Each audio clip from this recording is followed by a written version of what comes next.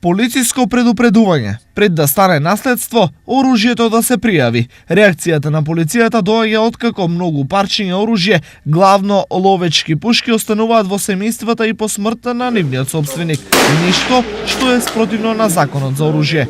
Должни се во рок од 6 месеци од смртта на лицето оружјето да го предадат на трговски друштва кои ќе извршат привремено онеспособување на оружјето со пломбирање за што се издава потврда или оружјето и муницијата да го предадат на надлежен орган или најблиската полициска станица што ќе му биде издадена потврда, а истото ќе биде дадено на чување на најблиската полициска станица до завршување на оставинската постапка.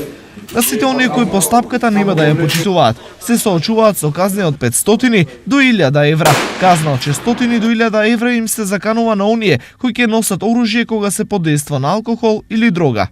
Да управува со своите постапки, внимателно да ракува со оружјето и истото да го чува на начин што ќе оневозможи пристап на неовластени лица.